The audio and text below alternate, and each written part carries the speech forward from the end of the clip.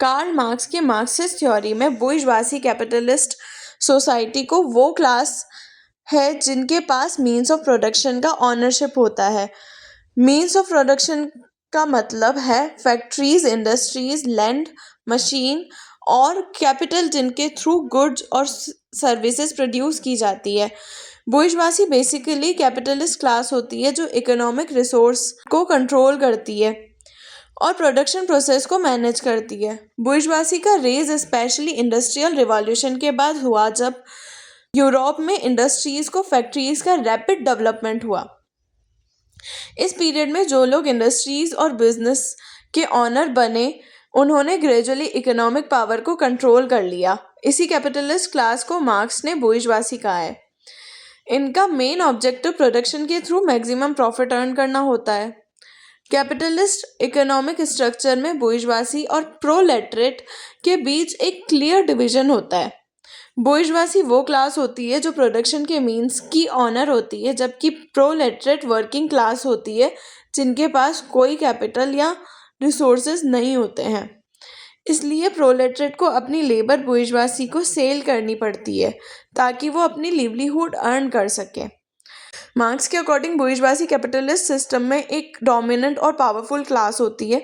ये सिर्फ economic power ही नहीं बल्कि इनडायरेक्टली सोशल और पॉलिटिकल पावर भी कंट्रोल करती है, क्योंकि इकोनॉमिक बेस सोसाइटी के इंस्टीट्यूशन को इन्फ्लुएंस करता है। इसीलिए बुर्जुआसी का कंट्रोल पॉलिटिक्स, लॉ, एजुकेशन और कल्चर तक भी पहुंच जाता है। मार्क्स का मानना था कि बुर्जुआसी अपने इंटरेस्ट को प्रोटेस्ट करने के लिए सोसाइटी के इंस्टीट्यूशन को भी इन्फ्लुएंस करती है। मार्क्सिस्ट थ्योरी ने बुर्जुआसी और प्रोलेटरेट के बीच रिलेशन इक्वल नहीं होता है।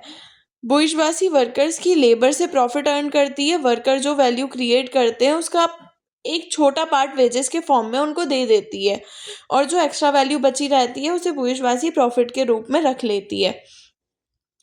इसी प्रोसेस को मार्क्स ने एक्सप्लॉयटेशन कहा है और इसी एक्स्ट्रा प्रॉफिट को सरप्लस वैल्यू का नाम भी दिया है। मार्क्स के अकॉर्डिंग बुर्जुआसी कैपिटलिस्ट सोसाइटी में प्रोग्रेस और इंडस्ट्रियल डेवलपमेंट का रीजन बनी है, लेकिन साथ ही उन्होंने इकोनॉमिक इनइक्वालिटी और क्लास कॉन्फ्लिक्ट को भी स्ट्रॉन्ग किया है।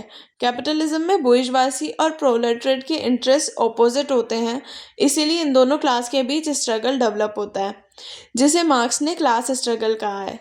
इसी तरह मार्क्सिज्म के पर्सपेक्टिव से बुर्जुआसी सिर्फ एक सोशल क्लास नहीं बल्कि कैपिटलिस्ट सिस्टम की सेंट्रल पावर होती है जो प्रोडक्शन के मीन्स को कंट्रोल करती है और इकोनॉमिक स्ट्रक्चर के थ्रू सोसाइटी के सोशल और पॉलिटिकल रिलेशन को इन्फ्लुएंस करती है। मार्क्सिस्ट लिटरेरी क्रिटिसिज्म में भी बुर्जुआसी का कॉन्सेप्ट इम्पॉर्टेंट है, क्योंकि क्रिटिक्स एनालाइज करते हैं कि लिटरेचर में बुर्जुआसी वैल्यू, आइडियोलॉजी और क्लास पावर का रिप्रेजेंटेशन कैसे किया गया है।